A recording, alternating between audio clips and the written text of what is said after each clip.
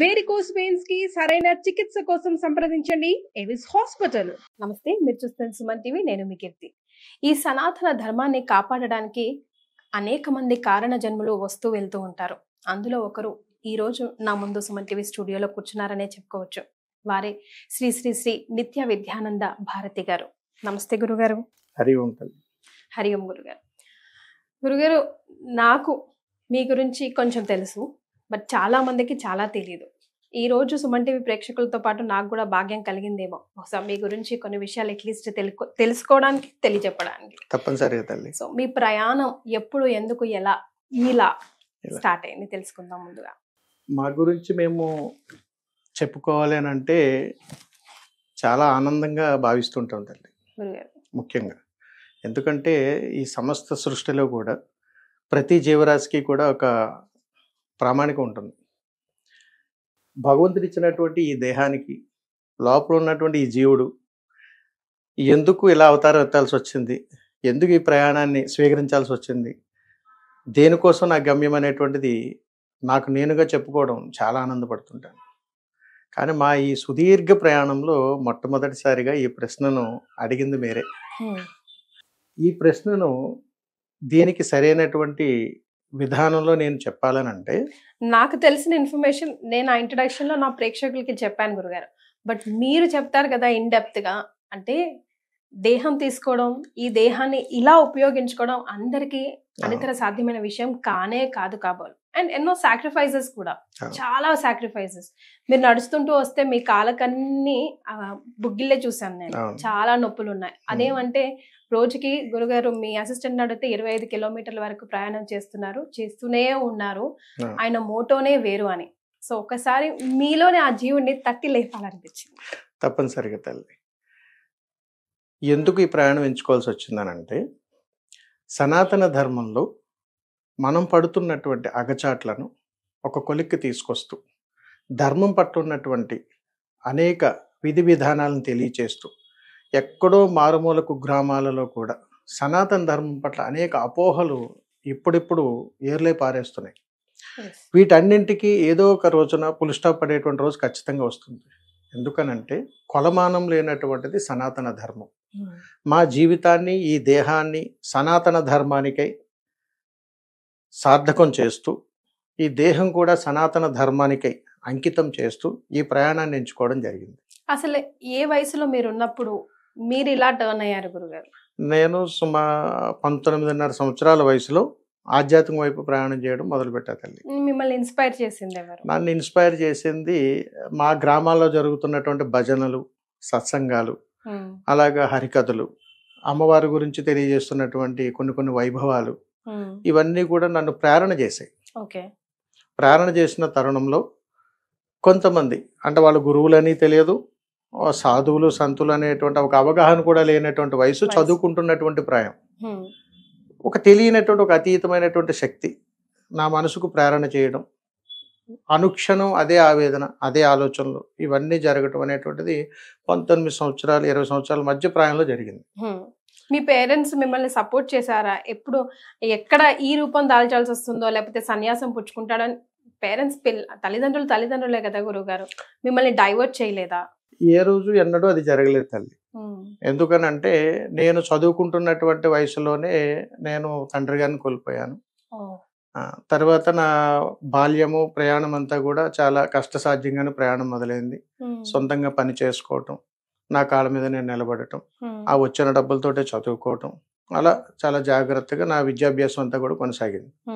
ఈ ఆధ్యాత్మిక ప్రయాణం వచ్చేటప్పటికి ఒక తెలియనటువంటి, ఒక అతీతమైనటువంటి శక్తి, ఇప్పటికీ కూడా అంతు చిక్కనటువంటి సమాధానాలు ఎన్నో నన్ను కలత చెందుతుంటాను. వీటన్నింటిని అన్వేషణ రీత్యా ఎన్నో సందర్భాల్లో తారసపడుతుంటుంది. ఆహా, అన్ని సంవత్సరాల క్రితం నాకు జరిగింది ఇదే అని ఇప్పుడు తెలుసుకుంటున్నాను. సో అక్కడ మొదలైంది మీ బీజం. అవును తల్లి. రైట్. సో ఎప్పుడు మరి కంప్లీట్ గా ఇటు డైవర్ట్ అయ్యి మిమ్మల్ని మీరు స్థిరంగా, ఎస్ నేను ఇది, నా మోటో ఇది అని మీరు ఎంచుకున్నారు? ఇది చాలా గమ్మత్తుగా జరిగింది తల్లి. అంటే ఒకానొక సందర్భంలో నేను, అంటే నా ఒక 26-27 సంవత్సరాల వయసులో ఒక భయంకరమైనటువంటి సన్నివేశాలు నా జీవితంలో చూశాను. ఇవి భయంకరమైనటువంటి కళలతో కూడుకున్నటువంటి జీవనం గడపాల్సి వచ్చింది. అంటే భయంకరమైనటువంటి ప్రళయాలు, దేవీ దేవతల దర్శనాలు, రకరకాలుగా. ఏ రోజు ఎన్నడూ ఆ సందర్భాల్లో అప్పుడు మనసులో ఉన్నటువంటి ఆలోచనే కానీ వేరే పరిపరి విధాలుగా యజ్ఞయాగాదులు కానీ ఇతరితరాలు కానీ చేసినటువంటి అవగాహన రాహిత్యాలు అప్పట్లో అంతటి లేవు. కానీ మనసుకి దేహానికి ఏదో అతీతమైనటువంటి ఒక శక్తి వెంటాడటం, ఇవన్నీ కూడా ఉన్నటువంటి తరుణంలో అనుకోకుండా ఒక సాధువు ద్వారా ఒక వ్యక్తిని తారసపడడం జరిగింది. ఆయన భుజం తట్టి ఒకటే చెప్పారు, నాయన మీ దేహము కారణ జన్మము, మీరు ధర్మ ప్రయాణం ఖచ్చితంగా చేస్తారు, మీకు దైవ సాక్షాత్కారాలు ఉన్నాయి, ఇది మీకు ఇప్పుడు అర్థం కాదు, అర్థం చేసుకున్నంత వయసు కూడా కాదు అని తెలియచేసి వారు అక్కడి నుంచి వెళ్ళిపోయారు. వారు ఆ సమయంలో ఆ రోజుల్లో అటుపక్కగా వచ్చినటువంటి సాధు సన్యాసులు. అది ఎందుకు ఏర్పడిందో ఆ సమయంలో ఆ దేవి కృపా కటాక్షం అది గుండెల్లో నాటుకుపోయింది. నేను బై బర్త్ దగ్గర నుంచి నాకు వయసు తెలిసి వచ్చిన తర్వాత ఇది దేవుడు అని నేను దండం పెట్టుకుంటే అప్పట్లో నాకు కలిగినటువంటి మొట్టమొదటగా నేను చూసినటువంటి స్వరూపం కాళికా స్వరూపం. భయంకరమైనటువంటి ఆ స్వరూపాన్ని చూసి ఈవిడే దేవత, అదే బీజం, ఎప్పటికీ అదే ఉంటుంది మనసులో. ఎవరు ఏ దేవీ దేవతను చూసి నమస్కారం చేసుకున్న కలిగిన అనుభూతి ఆ తల్లిని చూడగానే కలుగుతుంది. అందుకని అప్పటి నుంచి ఇప్పటి వరకు కూడా అమ్మ అంటే కాళికా స్వరూపమే కనిపిస్తుంది. అలా చిన్నప్పటి నుంచి కూడా నా యవ్వన ప్రాయం దగ్గర నుంచి ఇప్పటి వరకు కూడా ఆ కాళీ స్వరూపము, ఆ కాళిక అమ్మ భావాలే నాలో అతీతంగా ఉంటూ ఉంటాయి. ఇవి ఏంటి అంటే అన్వేషణ మొదలుపెట్టి తెలుసుకునేంత వయసు ఇప్పుడు నాది కాదు. అంత వయసు రావాలంటే చాలా టైం పడుతుంది. కానీ అన్వేషిస్తూనే ఉన్నా. ఈలోపు నాకు తెలుసున్నంత వరకు, నాకు అవగాహన ఉన్నంత వరకు ఒక ధర్మయజ్ఞానికి శ్రీకారం చేసుకున్నాను తల్లి. ఏంటి గురుగారు ఆ ధర్మయజ్ఞం ఏమిటనంటే, నేను బ్రతికుండగా నేను వెళ్ళే లోపు ఒక మంచి సత్కార్యము, ఒక ధర్మ కార్యము, ఒక ధర్మయజ్ఞం చేసి ఒక మంచి దైవతత్వాన్ని సమాజానికి అందించాలి అనేటువంటి ఒక దృఢ సంకల్పంతో మహాయజ్ఞం చేస్తున్నాను. నాది కానీ ఈ దేహం కోసం నాలో ఉన్న జీవుడు అనుక్షణం నన్ను వెంటాడుతూనే ఉంటాడు. నీ ప్రయాణం దగ్గర పడుతుంది, నువ్వు వెళ్ళేలోపు ఏదో ఒకటి ఇచ్చేసి వెళ్ళిపో. ఆ ఇచ్చేది భావితరాలకు స్ఫూర్తిగా ఉండాలి, అది ధర్మమై ఉండాలి అని చెప్పిన క్షణం దగ్గర నుండి ఈ రోజు వరకు ఒక చక్కటి, అంటే ఇప్పుడు మీరు గమనించవచ్చు, దేవుడి దగ్గరికి వెళ్ళి అమ్మ అని పిలిస్తే పలకదు, ఎన్నో యజ్ఞయాగాదులు చేస్తే దేవి ప్రసన్నం కాదు, పిలిస్తే పలకదు. కానీ దైవాన్ని కూడా మనిషి ఈ జీవుడు తలుచుకుంటే తీసుకొచ్చి కూర్చోబెట్టగలిగేటువంటి తత్వం ఉన్నది. ఇది శాసనం ఖచ్చితంగా ఉంది. ఇది నమ్మకమే కానీ మూఢనమ్మకం కాదు, ఖచ్చితంగా ఉంది. కానీ ప్రస్తుత పరిస్థితుల్లో మనిషికి అంత సమయం లేదు తల్లి. పిలవగానే రావాలి, వాళ్ళు అడిగిన కోరికలన్నీ తీర్చేయాలి. అందుకని అమ్మా అని నేను పిలిస్తే నువ్వు వచ్చి కూర్చో తల్లి, నీకోసం నేను ఒక మహాపుణ్యక్షేత్ర నిర్మాణం చేస్తాను అని చెప్పి ఈ యజ్ఞానికి శ్రీకారం చేశాను తల్లి. ఈ యజ్ఞం చేయటానికి కూడా నేను విద్య నేర్చుకున్నటువంటి తక్పిల్లె అనేటువంటి మా గురువు గారి దగ్గర ఆయనకు పాద ప్రమాణం చేశాను. అయ్యా, గురుదక్షిణగా నేను మీకు ఏమి ఇచ్చుకోలేను, ఒక ధర్మాన్ని తప్ప, మరి నేమి ఇచ్చుకోమంటారు తెలియజేయండి అని అంటే మా గురువు గారు చాలా గొప్పవారు, చాలా తక్కువగా మాట్లాడతారు. ఆయన అడిగింది ఒకటి, ధర్మయజ్ఞంగా అమ్మను కూర్చోబెట్టుకో, లోక కళ్యాణార్థానికై నీ దేహాన్ని ఉపయోగించిన ఆయన, అంతకుమించి గురుదక్షిణ నాకేమొద్దు అని చెప్పారు ఆయన. అందుకని అప్పటి నుంచి కూడా ఏదో ఒకటి చేయాలి అనేటువంటి ఒక తపనతోటి ఒకానొక సందర్భంలో కాళీతత్వమే నాలో ఒక అద్భుతమైనటువంటి సంకల్పం కలుగజేసింది ఆ తల్లి. అమ్మా, గురువు గారికి పాద ప్రమాణం చేశాను, ఆయనకి ఇచ్చిన మాట నేను నెరవేర్చుకోవాలి, ఈ దేహ ప్రయాణమా త్వరలో ముగిసిపోతుంది, ఏం చేయాలో అర్థం కావట్లేదు తల్లి అని తపన పడుతున్నటువంటి కొన్ని సందర్భాలలో నా మనసుకు కలిగినటువంటి, నా ఆలోచనలు కలిగినటువంటి, ఈ దేహానికి కలిగినటువంటి ఒక అద్భుతమైనటువంటి భావన ఆ రోజు అమావాస్య. ఆ తల్లే చెప్పిందేమో అని అనుకున్నాను. అనుకోకుండా ఒక యాచకురాలు నాకు తారసపడి, నాయన నువ్వేదో బృహత్కరమైనటువంటి కార్యక్రమానికి శ్రీకారం చేసినట్టున్నావు. ఇది మనం అర్థమయ్యే భాష. కానీ ఆ తల్లి అలా చెప్పలేదు. బాబు ఏదో ఎదురు చూస్తున్నట్టుగా ఉన్నావు, ఇదిగో అని చెప్పి ఒక 24 రూపాయలు నా చేతికి ఇచ్చింది. అది ఎందుకు ఇచ్చిందా అని నేను తెలుసుకోవటానికి సుమారు 1.5 సంవత్సరం పట్టింది. నేను ఏ రోజు యాచన చేయలేదు. అప్పుడు ఖాళీతత్వంలో అమ్మ నాకు ఇచ్చినటువంటి అనుగ్రహం స్వప్న దర్శనంలో నన్ను నువ్వు కూర్చోబెట్టాలి అని అనుకుంటే భిక్షాటన చెయ్యమని చెప్పి మహాసంకల్పం చేసిందని అర్థమైంది. అప్పుడు అనిపించింది తల్లి, ఈ సమస్త సృష్టిలో 84 లక్షల జీవరాశులకి నేను మోక్షాన్ని ఇవ్వాలని చెప్పి ఆ రోజు సంకల్పం చేశాను. నేనెవరు మోక్షాన్ని ఇవ్వటానికి? నాటి యుగాల నుంచి ఇది 4వ యుగం. ఆ యుగాల నుంచి ఈ యుగాల వరకు ఎందరో మంది మహానుభావులు వస్తూనే ఉన్నారు, వెళ్తూనే ఉన్నారు. మనకా సంపూర్ణ ఆయుష్ ఉండదు. వెళ్ళేలోపు ఈ జీవుడు ఈ దేహాన్ని వదిలి వెళ్ళేలోపు ఏదైనా ఒక ధర్మకార్యం చేయాలి అని చెప్పి ఆ అమ్మ ఇచ్చినటువంటి మహాసంకల్పంతో జోలి పట్టి భిక్షాటన చేస్తూ, అంటే భవతీ భిక్షాందేహి అని అడుగుతూ ఆ వచ్చినటువంటి ధనంతో ఒక మహాపుణ్యక్షేత్ర నిర్మాణానికి శ్రీకారం చేశాను తల్లి. అలా ఎందుకు చేశాను అని అంటే, నేను కట్టినటువంటి దేవాలయం ధనాపేక్ష లేని దేవాలయం కావాలి భావితరాలకు. నేను నిర్మాణం చేసేటువంటి దేవాలయంలో అందరూ భాగస్వామ్యం అవ్వాలి. ఇప్పుడున్న పరిస్థితుల్లో, నేను ప్రారంభం చేసినటువంటి పరిస్థితుల్లో ఇది మా కులస్తుల దేవాలయం, ఇది మీ కులస్తుల దేవాలయం అని ఇప్పటికీ జరుగుతూనే ఉన్నాయి.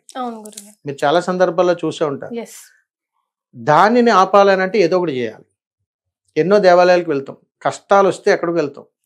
ఏ వరాలను అడిగినా కానీ దేవత ఇవ్వలేకపోతే, దేవతను మనం ప్రసన్నం చేసుకుని కూర్చోబెట్టి దేవాలయ నిర్మాణం చెయ్యలేకపోతే ఈ సాధన ఎందుకు, ఈ ప్రయాణం దేనికి అని నాలో నేనే మదన పడుతూ ఒక అద్భుతమైనటువంటి సందేశాన్ని సమాజానికి ఇవ్వాలి. ఈ దేవాలయం భిక్షాటన చేసి నిర్మాణం చేసినటువంటి దేవాలయం. దీనిలో నేను కూడా భాగస్వామ్యం అని మీరు కాదు, మీ మునిమనువులు చెప్పుకుంటారు. ఇందులో మా అమ్మగారు, మా తాతగారు, మా ముత్తాత గారు అప్పట్లో 100 రూపాయలు ధర్మం చేశారు. ఎందుకనంటే నేను నిర్మాణం చేసే దేవాలయంలో తల్లి ఎలాంటి రుసుములు ఉండవు. అలాంటి అద్భుతమైనటువంటి దేవాలయ నిర్మాణం చెయ్యాలని, అంటే మేము భావితరాలకు ఇచ్చేటువంటి సందేశంలో నిర్మాణంలో ఏమిటనంటే అర్థము, గురుగారు మరి గుండెల నిండా భక్తి ఉండాలి తప్ప జేబు నిండా డబ్బుతో పనిలేదు. అంటే ఈ కలియుగంలో ఇది సాధ్యతరమైన సాధ్యతరం తల్లి. ఎందుకంటే చాలా నిగూఢమైన విద్యలు ఉన్నాయి. అలాంటి సాధన పరంపరలో ఉన్నటువంటి మహానుభావులు పుట్టినటువంటి ఈ భారతదేశంలో దేవీ దేవతలను ప్రసన్నం చేసుకోవటానికి అతీతమైనటువంటి శక్తీంద్రియాలు ఉన్నాయి, లేకుండా లేవు. మనిషికి కావాల్సిందల్లా ఏంటంటే సమయం. ఆ సమయాన్ని మేము ఈ ప్రయాణం మీద ఉంచాం. అందుకని అది సాధ్యమనే చెబుతాం. అంటే గురుగారు ఒక రుసుము తీసుకొని లేకపోతే టికెట్ తీసుకున్నా కూడా మళ్ళా కూడా ఇట్లా పెట్టే గురువులు ఉన్నారు ఈ రోజు గుళ్ళల్లో. అవును. మరి మీరు చేసేది, మీరు సంకల్పించుకుంది, అందుకే అడుగుతున్నాను, సాధ్యమా? సాధ్యమే. ఆ తర్వాత ఆలయం కూడా నడవాలి కదా. నడవాలి తల్లి. ఎందుకనంటే భగవత్ స్వరూపంలో, భగవత్ సంకల్పంలో సకల కోటి జీవరాశులకు ఆధారభూతమైనటువంటిది భగవత్ స్వరూపమే అని మనం చెబుతూ ఉన్నప్పుడు, ఆయన కూర్చోబెట్టినప్పుడు, ఆయన తత్వం ఆయనే కాపాడుకోలేనప్పుడు మనమెంత తల్లి? మీరు ఒక చిన్న పాయింట్ పట్టుకోండి. ఇక్కడ 10 మంది దగ్గర నుంచి డబ్బులు సేకరించి ఏదైనా ఒక పుణ్యకార్యం చేసామని అనుకుందాం, ఆ 2 రోజుల వరకే. కానీ ఈ జీవుడు పడుతున్నటువంటి ఆవేదనతో, ఆర్తనతో చేస్తున్నటువంటి ప్రయాణంలో సేకరించేటువంటి ప్రతి ధనము కూడా భాగస్వామ్యమే. అలాంటి సత్సంకల్పాన్ని ప్రేరణ చేసింది దేవీ దేవతలే. వారు చేశారు కాబట్టి ఈ సత్కార్యానికి శ్రీకారం చేసుకోవడం జరిగింది తప్ప ఎవరో వచ్చి నాయన నువ్వు ఇది చెయ్యి, నీకు ఇది వస్తుంది, ఇలా లాభం వస్తుంది అని చేసేది ఏది కూడా అర్ధరహితమే. మరి అది తల్లి.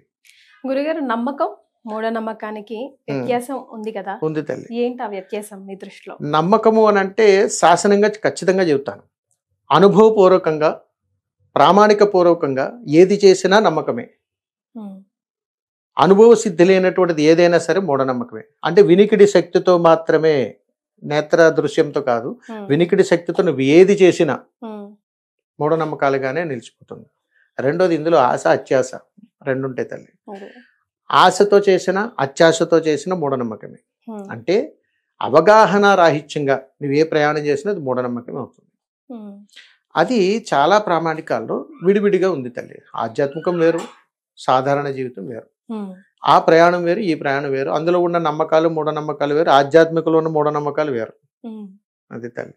ఇప్పుడు నమ్మకం మూఢనమ్మకం టాపిక్ లోకి ఎలాగో వచ్చాం కాబట్టి, ఇంట్లో మనం దేవుడి గదిలో రకరకాల చిత్రపటాలు పెట్టుకుంటూ ఉంటాం. అవును తల్లి. అసలు ఏవి పెట్టుకోవాలి, ఏవి పెట్టుకోకూడదు, పూజించినవి ఏవి? ఇప్పుడు ఇందాక నన్ను మీరు ఒక ప్రశ్న వేశారు, మీరు హిందువేనా అడిగారు. అవును గురుగారు అన్నాను. మరి మీ దేవుడి గదిలో పలానా ఫోటో ఉందా అని అడిగారు. లేదు గురుగారు అని అన్నాను. అంటే నాకు తెలిసిన గురువులు నాకు చెప్పింది ఏంటంటే ఇష్టదైవం, కులదైవం చిత్రపటాలు ఉంటే సరిపోతుంది. కానీ మీ ప్రశ్న నన్ను ఎవరు అడగలేదు, పెట్టుకోవాలని నాకు నిజంగా తెలియదు, నేను ఒప్పుకుంటున్నాను. అందుకని నేను ఈ ప్రశ్నకు అంటే ఏదైతే మీరు అడిగారో, ఇప్పుడు ప్రస్తుతం తల్లి ఎవరైతే లాభాన్ని ఇస్తారని చెప్తున్నారో ఆ దేవీ దేవతల ఫోటోలు ఇళ్లలో కనపడుతూ ఉంటాయి. వాస్తవికంగా ఎప్పుడైనా గమనించండి, నువ్వు దేవీ దేవతలకు నమస్కారం చేసుకునే కంటే నీకు జన్మనిచ్చిన తల్లిదండ్రులతో కాస్త సమయాన్ని గడిపి వారి అవసరాలు తీర్చి వాళ్ళకి పాదాలకు నమస్కారం చేస్తే చాలు జీవితంలో. మరి ఎందుకంటే ఒక జీవుని సృష్టించగలిగేటువంటి ఒక అతీతమైనటువంటి శక్తి వాళ్ళకే ఉంది. అలాగే నా తల్లిదండ్రులు నాకు గొప్ప, భగవంతుడి కంటే గొప్ప. అలా మీకు అంతే. వీళ్ళని మించిన దైవం ఇంకోటి ఏదన్నా ఉందా? తల్లిదండ్రులు మించిన దైవం ఇంకోటి ఏదన్నా ఉంటే వాళ్ళకి నీకు ఏదైనా బంధాలు ఉండాలి. బంధాల్లో అనుబంధాల్లో లేనటువంటి తత్వం దేవుడి ఫోటోల్లో వస్తుందా? అలా అనుకుంటే మనిషి యొక్క సత్సంకల్పంలో, ఒక ఆలోచనలో ఇది ఈ ఫోటో పెట్టుకుంటే నాకు కలిసి వస్తుంది, ఇది పెడతా అంటే స్వార్థపూరితమైనటువంటి ఆలోచనలతో ఉన్నప్పుడే ఏ దేవుడి ఫోటో పెట్టుకోవాలనే ప్రశ్న వస్తుంది. అది లేనప్పుడు వీటికి తావు ఉండదు. అందుకని తల్లి, దేవీ దేవతలు ఎవరైనా కానీ పలానా అని లేదు తల్లి. నీకు ఈ మనసుకి ఏది తోస్తే, నీ మనసుకి ఏది వస్తే ఆ రూపాన్నే నువ్వు స్మరించవచ్చు. అసలు ఏదీ లేదు, ఒక పుష్పాన్ని అక్కడ పెట్టి నమస్కారం చేసుకోవచ్చు. ఎందుకంటే తల్లి, ఆ తత్వానికి రావాలంటే మోక్షం పొంది ఉండాలి. వాళ్ళకి అర్థమవుతుంది. ఇదేంటి వీరు ఏ దేవుడని ఫోటో పెట్టుకోవచ్చు అంటే ఇలా అంటున్నారు అని అంటే అవన్నీ జయించాలి. ఇది జయించేటప్పటికి మన వయసు 80-70 సంవత్సరాలు అయిపోతుంది. ఇంకంతా అయిపోయిన తర్వాత ఇంకేం లేదు. దేవుణ్ణి చూడలేదు, యజ్ఞయాగాదుల ఫలాలు పొందలేదు, మోక్షం పొందలేదు. ఏది సంతృప్తి లేనటువంటి ఈ దేహం దేనికోసం పాకులాట? ఇది లేనప్పుడు ఇళ్లల్లో ఏ ఫోటో పెట్టుకోవాలి, ఏం చేయాలి, దీపం ఎలా పెట్టాలి, ఈ ప్రశ్నలేంటి? ప్రాక్టికల్గా ఆలోచించండి. అందుకని ఏంటంటే ఈ బిజీ ప్రపంచంలో ప్రతి వ్యక్తి ప్రతి చోట కూడా ఒక్కటే అడుగుతున్నా, మన ధర్మాన్ని మనం పరిరక్షించుకోవాలి అని అంటే మనకు మన పూర్వీకులు చెప్పారు. నాయన మనం పలానా కులస్థులం, ఈ దేవతను ఆరాధించేవాళ్ళం. ప్రామాణికాలు ఏమైనా ఉన్నాయా? పూర్వకాల నానుడి అది చెప్పారు. మన ఇంటి పేరును బట్టి, మన గోత్రాన్ని బట్టి, మన ప్రయాణాన్ని బట్టి నాయన మనం వీళ్ళని ఆరాధించేవాళ్ళం, ఈ కులస్థులం, ఇలా. లేకపోతే మన వాతావరణం, మన పెరిగిన వాతావరణం బట్టి ఆ దేవతను ఆరాధించేవాళ్ళం అని చెప్పేవారు. ఇంకా మన చిన్నప్పటి నుంచి అది నానుడి. అంటే ఒక పనిని పదే పదే చెప్పడం వల్ల మనం ఎలాగైతే ఎడిక్ట్ అవుతామో అలాగే మనం చిన్నప్పటి నుంచి కూడా ఏ దేవతకైతే చూసి నమస్కారం చేసుకుంటూ మన మైండ్లో వాళ్ళే ఉంటారు. వీళ్ళకంటే మించిన దైవం ఒకటే చెప్తా, అమ్మ నాన్న. అబ్బా, ఈ కాలానికి, ఈ కలియుగానికి చాలా భిన్నంగా చెప్పారు కదా గురుగారు. ఈ రోజుల్లో నిజంగా బాధపడే వాళ్ళు ఎవరైనా ఉన్నారా అంటే మీరు చెప్పబడుతున్న తల్లిదండ్రులే బాధపడి ఉంటున్నారు. వృద్ధాశ్రమాల్లో వదిలేస్తున్నారు, పట్టించుకోవట్లేదు. ఇదిగో ఇప్పుడే వస్తానే అలా నిర్దాక్షిణంగా రోడ్ల మీద వదిలేసి వెళ్తున్నారు. మరి ఆ జీవుడి పరిస్థితి ఏమిటి గురుగారు? అంతకంటే నికృష్ట జన్మ కూడా ఉండదు. ఎందుకంటున్నానంటే ఒక జీవుడు ఒక ప్రదేశాన్ని ఎంచుకుంటాడని కొన్ని విధానాల్లో తెలుస్తుంది తల్లి. భగవంతుడి అనుగ్రహంతో నేను నీ కడుపును పుట్టాను అనేది కాదు. భగవంతుడి యొక్క అనుగ్రహంతో ఈ జీవుడు ఎంచుకుంటాడు ఎక్కడికి వెళ్ళాలి, ఏం చేయాలి, ఏది సాధించాలి, ఎంత దూరం ప్రయాణం చేయాలని. భిన్నంగా అది తెలుసుకోలేనప్పుడు, జీవుడికి మోక్షం దొరకలేనప్పుడు తల్లిదండ్రుల విలువ తెలియదు, బిడ్డల విలువ తెలియదు, తోబుట్టుల విలువ తెలియదు, బంధుమిత్రుల విలువ తెలియదు. ఏ విధి విధానాలకు నోచుకోకుండా అగమ్య గోచరంగా జీవితాన్ని సర్వనాశనం చేసుకుంటున్నటువంటి వాళ్ళందరూ ఉన్నారు. దుర్భర జీవితాలు అంటారు. అంటే ఉదాహరణకు దేవీ దేవతలు ఉగ్రస్వరూపాలు చూసామా అని అడుగుతాం. చూసామండి. ఆ ఉగ్రస్వరూపాలు చూసినప్పుడు దేవత ఎలా ఉంటుందంటే లేదండి, మనం ఎప్పుడు కూడా దేవీ దేవతలు శాంత స్వరూపాలే. కానీ మనిషిలో ఉండేటువంటి దుర్గుణాల దృష్ట్యా ఆ రూపం కనపడుతుంది. కాబట్టి ఎక్కడైతే భరించలేనటువంటి, ఊహకందనటువంటి బిడ్డల దృష్ట్యా, అంటే అనాథ శరణాలయాల్లో అక్కడ ఇక్కడ తల్లిదండ్రులని వదిలేస్తున్నారంటే వాడి జీవితం పరమార్థం లేదు, తెలియదుగా. తల్లిదండ్రులను సాకలేనివాడు దేశాన్ని ఏముదరుతాడండి?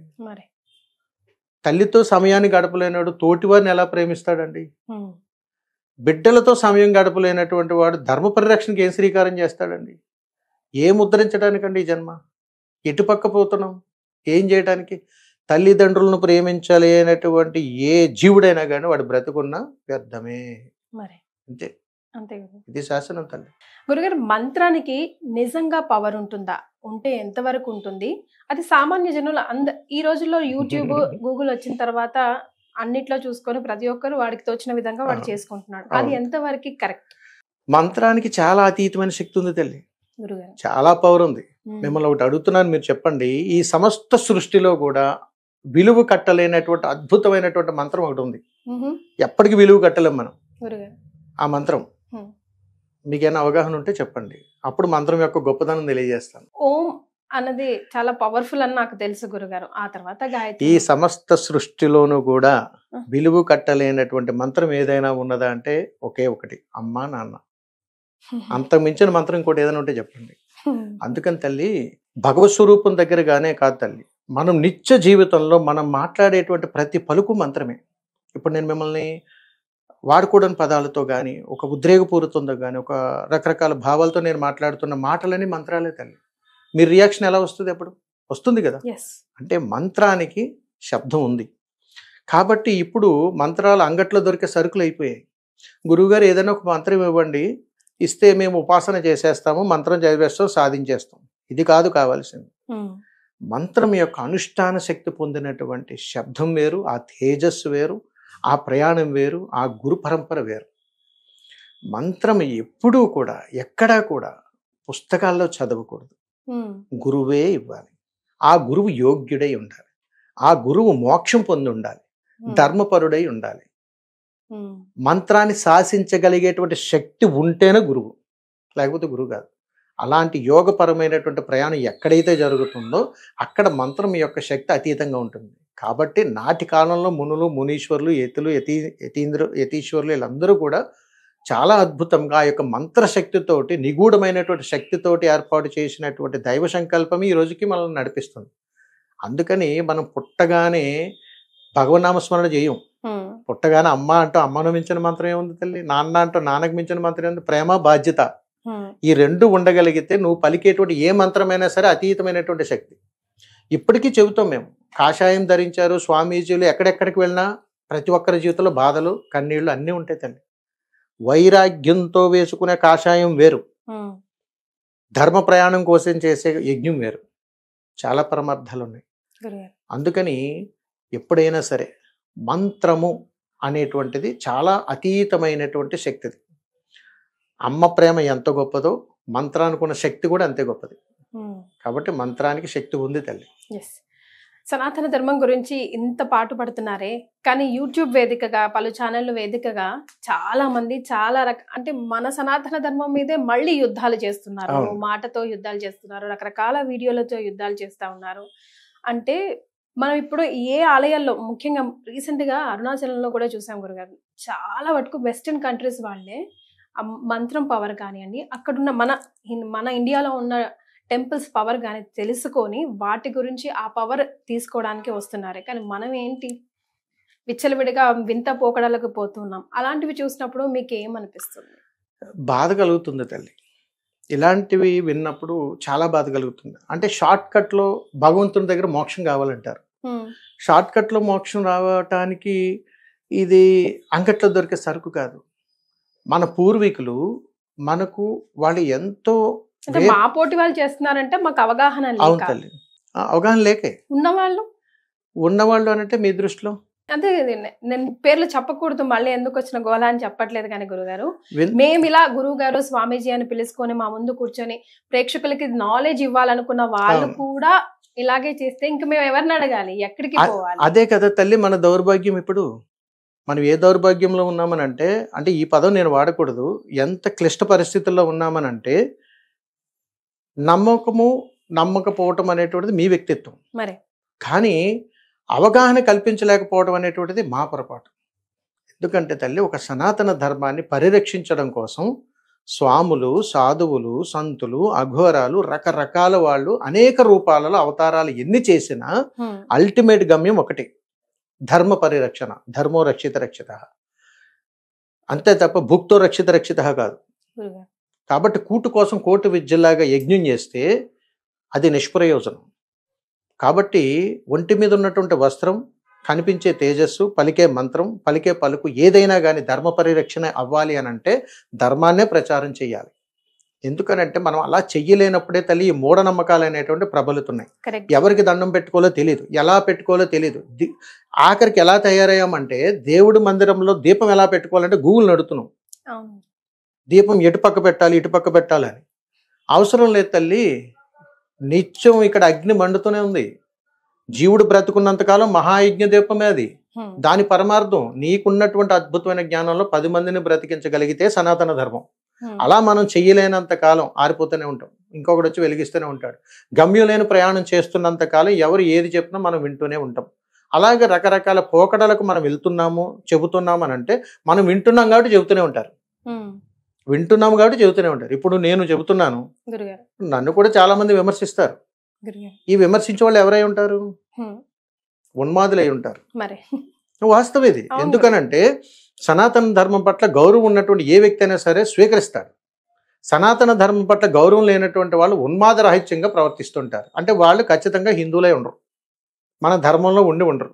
వాళ్ళు మాత్రమే లేవనెత్తుతారు తప్ప హిందువులందరూ కూడా చాలా మంచి వాళ్ళు తల్లి, గొప్పవాళ్ళు, అతీంద్రులు, చాలా సంపన్న జ్ఞానం కలిగినటువంటి వాళ్ళు. లేకపోతే మనం ఈ రోజు ఇప్పటికీ ఈ కట్టుబొట్టు వ్యవహారాలు ఇవన్నీ ఉండవు తల్లి, ఎప్పుడు అంతరించిపోయేవి. కానీ ఇంకా కాపాడుకుంటున్నామన్న అర్థం ఏమిటనంటే మహానుభావులు, ప్రవచనకర్తలు, సాధువులు, సంతులు, అఘోరాలు, రకరకాల సాధకులు, ఉపాసకులు, వారు మఠాలు, పీఠాలు, ఆశ్రమాలు ఎందరో మంది భారతదేశంలో ఉండి వారి సాధన దృష్ట్యా ఈ ధర్మాన్ని కాపాడబడుతుంది. ఈ ధర్మాన్ని ఆ విధంగా రక్షింపబడుతుంది తల్లి. వాళ్ళే లేకపోతే ఇంకేం లేదు. ఇక అందులో మనం కూడా ఒక సమిధ అవ్వాలనేటువంటి ఒక చిన్న తపన అంతే. అది మీరు కావచ్చు, నేను కావచ్చు. దానికి వస్త్రధారణ ప్రాముఖ్యం కాదు, గుండెల నిండా ధర్మ పరిరక్షణ అనేటువంటి ఒక బీజం ఉండాలి తల్లి. గురుగారు, వస్త్రధారణ టాపిక్ వచ్చింది కాబట్టి ఆలయాల సందర్శన ఆడవాళ్ళు కానీ, మగవాళ్ళు కానీ, పిల్లలు కానీ ఎలా చేసుకోవాలి, ఎలా చేసుకుంటే అక్కడున్న పాజిటివ్ ఎనర్జీని మనం గ్రాప్ చేసుకోవచ్చు?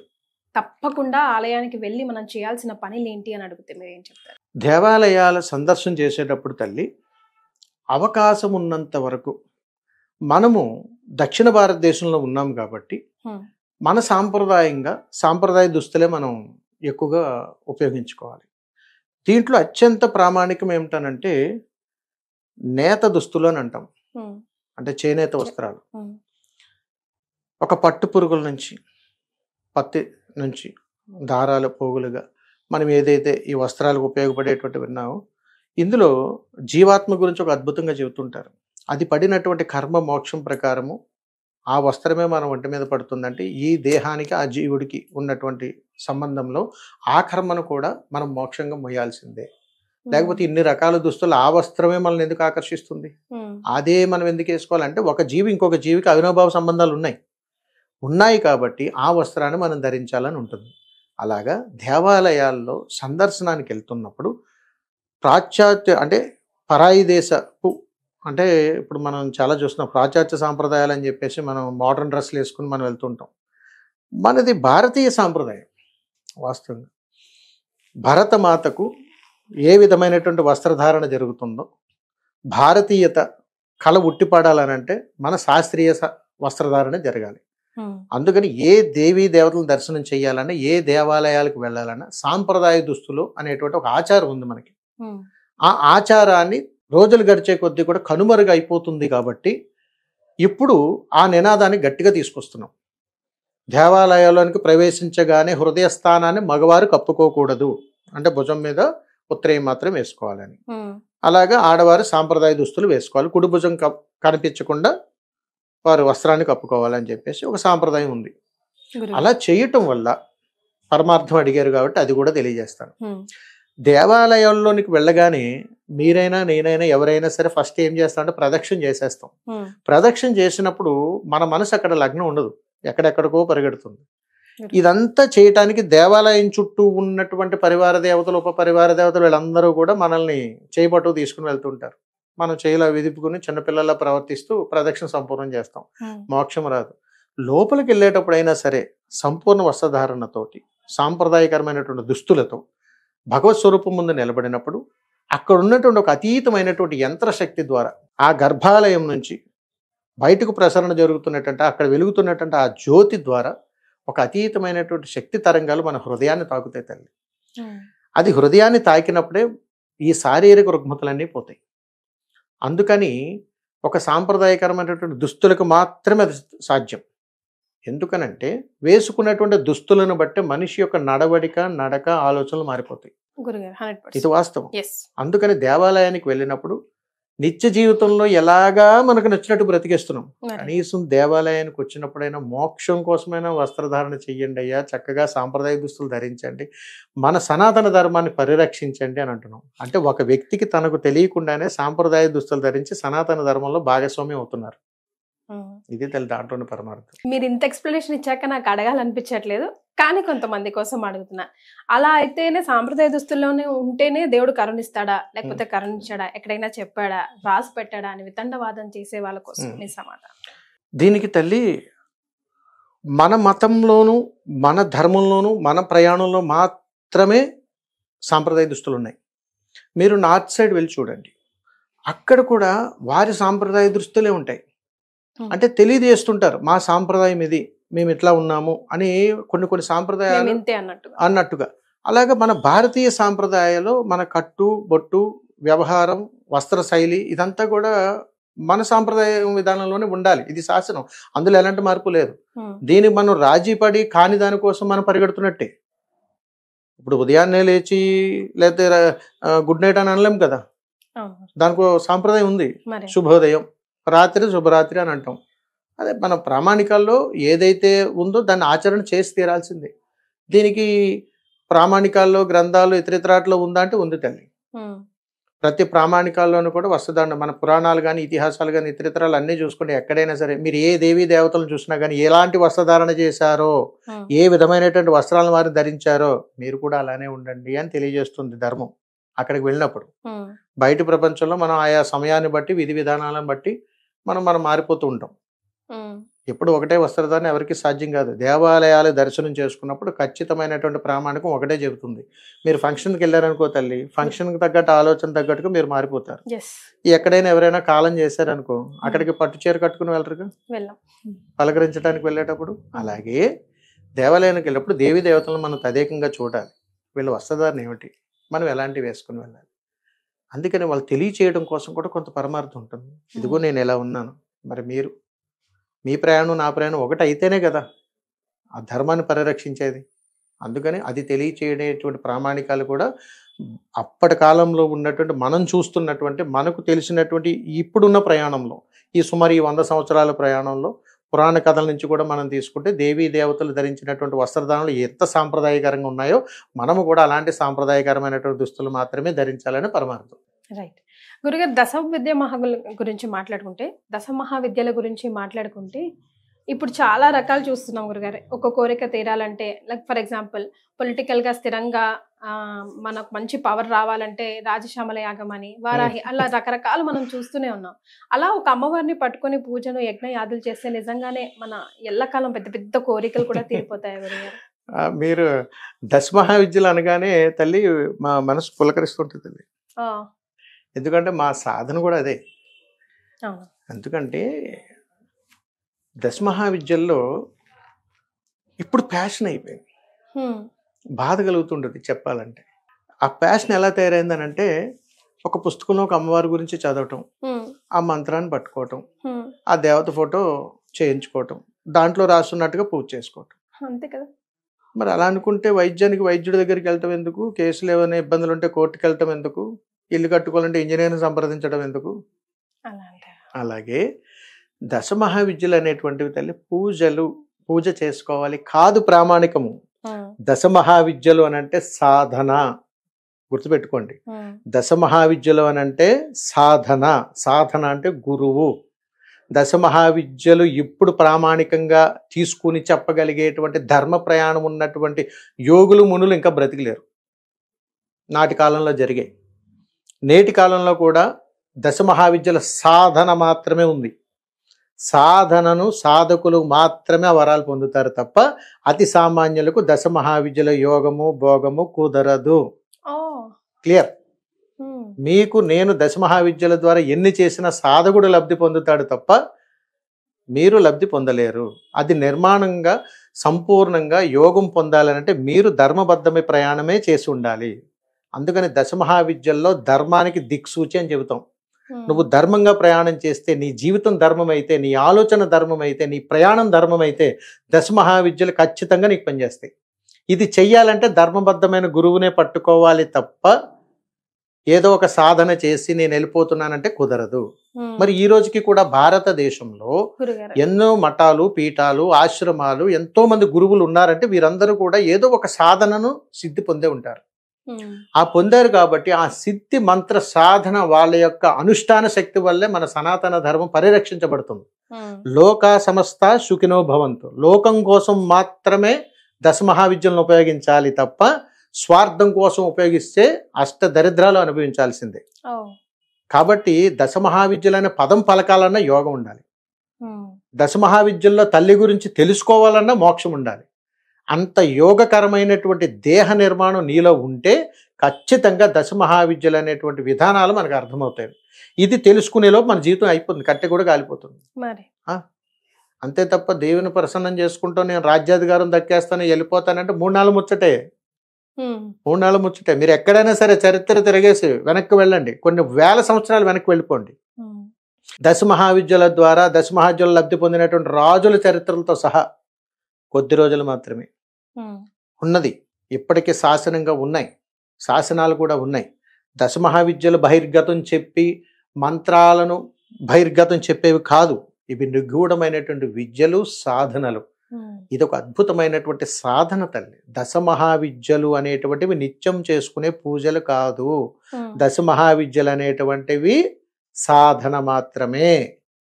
ఇది విద్యలు, విద్య సాధన. మీరు ఎంబీబీఎస్ చదివారా, ఇంజనీరింగ్ చదివారా, ఎలాగో మనం చేసేటువంటి సాధనలో కూడా దశ మహావిద్యలు అనేటువంటి ఒక క్వాలిఫికేషన్ లాంటిది. దాంట్లో చాలా ప్రామాణికాలతో కూడుకున్నటువంటి విద్యలు ఉన్నాయి. అది మనకు తెలియనప్పుడు, ఇందా మీరు అడిగారు మూఢనమ్మకాలకి ఎలాగ వెళ్ళిపోతామండి అని అంటే, మూఢనమ్మకాలకి వెళ్ళిపోతారు. అసలు దశ మహావిద్యల స్వరూపాల గురించి తెలుసుకుంటేనే జీవితం సరిపోదు తల్లి. మన జీవితం సరిపోదు.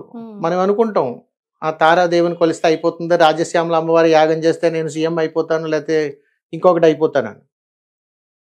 3 ముచ్చటే.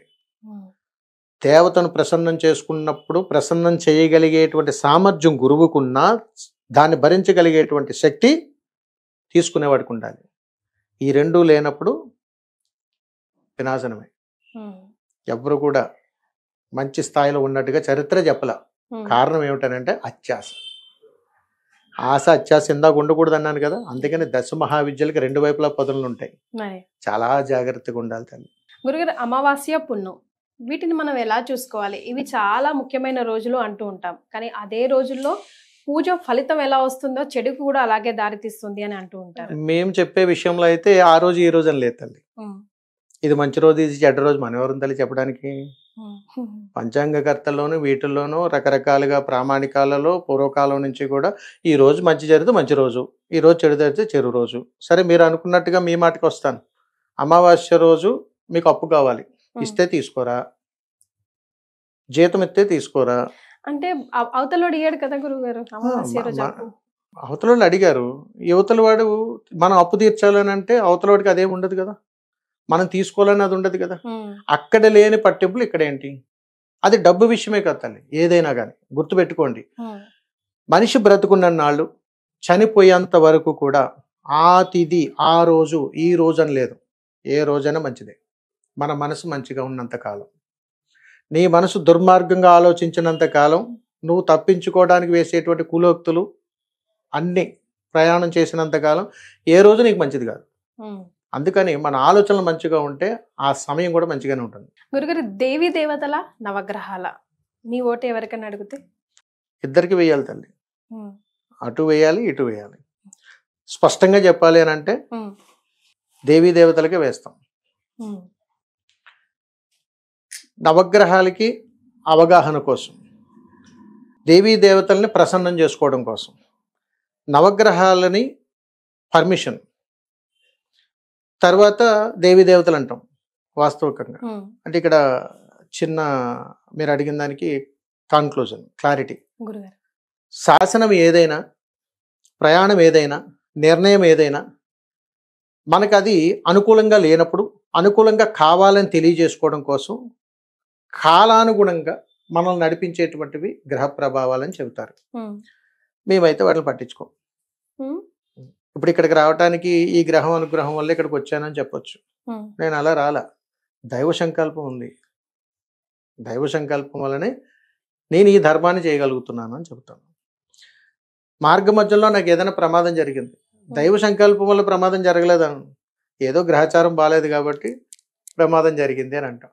అంటే మనిషి చూసేటువంటి దృష్టి మంచి చెడు, మంచి వస్తేనేమో దేవుడు, చెడు వస్తేనేమో గ్రహాలు అని అంటాం. అందుకని తల్లి, ఏ పనిని చేసినా మంచి మనసుతో చేస్తే ఏ గ్రహ ప్రభావం నీ మీద పడదు. దుర్బుద్ధితో చేస్తే అన్ని గ్రహాలు మూట కట్టుకుని దాడి చేస్తాయి. ఇది క్లియర్. అలాగే దైవానికి సంకల్పంలో భగవంతుడి దగ్గర సమర్పించేటువంటి పుష్పం నిశ్చలమైనటువంటి మనసుతో నువ్వు కానీ పెడితే భగవంతుడు దాసోహం అవ్వక తప్పదు. అదే పుష్పాన్ని బేరమాడుతూ దొంగిలించి తీసుకొచ్చి నువ్వు అక్కడ పెడితే ఏ మోక్షాన్ని నువ్వు జీవితంలో ఎప్పటికీ పొందలేవు. ఇది క్లియర్. అందుకని ఎప్పుడు కూడా దేవీ దేవతలు, నవగ్రహాలు అని అంటే రెండిట్లకి సమానమైనటువంటి ప్రామాణికాలు ఉన్నాయి. గురుగారు నాకు ఎందుకో కాలభైరవుడి గురించి మీ ద్వారా తెలుసుకోవాలని ఉంది గురుగారు. రకరకాల ఇన్ఫర్మేషన్ ఉంది, రకరకాల మనుషులు రకరకాలుగా చెప్తున్నారు. చాలా కాంట్రవర్సీలు కూడా పాపం ఆయన చుట్టుపక్కల తిరుగుతూ ఉన్నాయి. సో మీ ద్వారా తెలుసుకుందాం. ఈ మాట నేను ఎవరిని కించపరచడానికి వాడట్లేదండి. ఒకటి మాత్రం శాసనం, దేవీ దేవతలను ప్రసన్నం చేసుకోవటానికి సాధకుడు చేయవలసింది మొట్టమొదటి సత్కార్యము, ధర్మము, కార్యము, సాధన ఏదన్నా ఉందంటే కాలభైరవుడిదే. అలాగే అతి సామాన్యుడు ఈ రోజుల్లో ప్రస్తుతం నేను కాలభైరవుడిని దర్శనం చేసుకున్నాక అన్ని పనులు అయిపోతాయి. ఇదే దరిద్రం అండి, ఇదే ప్రాబ్లం. ఎక్కడ చూసినా షార్ట్ కట్గా భగవంతుడు మన చుట్టము, మన బంధువులాగా ఏదన్నా అడిగితే ఇది అయిపోతుంది. ఎందుకు ఇంత ఇలాగా? ఏ ధర్మంలో అట్లా లేదు మన దాంట్లో. ప్రతిదానికి ఒక ప్రామాణిక ఉందండి. ఇప్పుడు మీరు మీ ఇంట్లో ఉన్నారు తల్లి, మీ లోపలికి రావాలంటే నేనేం చేయాలి? బెల్ కొట్టాలి, డోర్ ఓపెన్ చేయాలి. ఇదంతా కాలభైరవుడే. మరి లోపలికి వచ్చిన తర్వాత దర్శనం మీదేగా. అంటే అక్కడ దేవతలు ఉన్నారు. వాస్తవికంగా ఒక గేట్ పర్మిషన్ అది. ఒక దైవ దర్శనం చెయ్యాలన్నా, అనుగ్రహాన్ని పొందాలన్నా, ఒక మంత్రం సిద్ధించాలన్నా, మనం చేసేటువంటి దైవ యజ్ఞం సక్సెస్ అవ్వాలన్నా, ఏదైనా సరే ఒక అడుగు ముందుకు వేయాలనంటే కాలభైరవ సాధన అనేటువంటిది తప్పనిసరి. కాలభైరవ పూజ వేరు, కాలభైరవ సాధన వేరు. అలాగని మనకు తెలిసినంత వరకు ఈ కాలభైరవుడు అని కాదు, ప్రతి క్షేత్రానికి ఒక్కొక్క కాలభైరవుడు ఉంటాడు. భూమండలం మీద ఉన్నటువంటి ప్రతి దేవాలయానికి ఒక క్షేత్రపాలకుడు ఖచ్చితంగా ఉన్నాడు. ఒకే కాలభైరవుడు కాదు, దేవీ దేవతా స్వరూపాలు ఎన్ని అవతారాలు ఉన్నాయో కాలభైరవ స్వరూపాలు కూడా అన్నే ఉన్నాయి. కాబట్టి ఈ కాలభైరవుడే ఆ కాలభైరవుడు అంటానికి లేదు, ఇక్కడే అక్కడక్కడే. కాబట్టి నాకు నచ్చినట్టుగా నా ఇంటి గేట్ కీపర్ ఒకలా పెట్టుకుంటాను, అతనే అక్కడ చేయాలని లేదుగా మరి. అలాగే ఒక రక్షకుడు, ఒక ప్రామాణిక కర్త, ఒక విజయ సోపానానికి తొలిమెట్టు, ఎన్నో అవరోధాలు ఎదుర్కొనటానికి ఉపయోగపడేటువంటి ఒక అద్భుతమైనటువంటి కార్యాచరణ కలిగినటువంటి తత్వం కాలభైరవ స్వరూపం. కాబట్టి ఏ దేవీ దేవతలను కానీ ఎవరినైనా సరే మనం ప్రసన్నం చేసుకోవాలన్నా, అనుగ్రహాన్ని పొందాలన్నా, మోక్ష మార్గంలో ప్రయాణం చేయాలన్నా కాలభైరవ తత్వం ఖచ్చితంగా. అందుకని కాలభైరవుడికి ఈ మధ్య కాలంలో చాలా ప్రాచుర్యం తీసుకొస్తున్నాం. నాకు తెలియక అడుగుతాను తల్లి, మన సనాతన ధర్మంలో ధర్మాన్ని ప్రమోట్ చేసుకోవాలి, దైవాన్ని ప్రమోట్ చేయకూడదు. దైవాన్ని మనం పుట్టలేదు. ఎన్ని సంవత్సరాల యుగాల నుంచి మనం దైవతత్వంలో ఉన్న మన సనాతన ధర్మం ఇప్పటికీ అంతు చిక్కట, సైన్స్ కూడా అంతు చిక్కనే కదా ఇవన్నీ. మరి అలాంటప్పుడు అప్పటి నుంచి ఇప్పటి వరకు మనమెవరు దైవాన్ని ప్రమోట్ చేయడానికి? కాలభైరవుడు మనకంటే ముందు పుట్టిందా, మన తర్వాత వచ్చిందా? మనకు తెలియదు కదా తల్లి. నాటి తరాల నుంచి నేటి తరాల వరకు కూడా ప్రతి క్షేత్రంలోనూ కూడా కాలభైరవుడు ఉన్నారంటే ఎంత ప్రామాణికాలు ఉండుంటాయి, ఎంత వైభవం ఏంటంటే. ఇప్పుడు మనం ఎవరు? ఆయన ఎలాగా, ఈయన ఎలాగా, ఆయన ఎలాగా, ఇది అడిగితే ఇచ్చేస్తాడు, అదే అడిగితే ఇచ్చేస్తాడు, ఈ కోరికలు ఎలాగాని నమ్మకం కదా గురుగారు. ఎలా అంటే కాలభైరవ తత్వంలో, కాలభైరవ తంత్రంలో చెబుతారు, నీ మనసులోనా కోరిక ఉందా, దాన్ని జయించాలి అని అంటే కాలభైరవుడికి దేవాలయానికి వెళ్ళాడు, ఖచ్చితంగా నమస్కారం చేయి.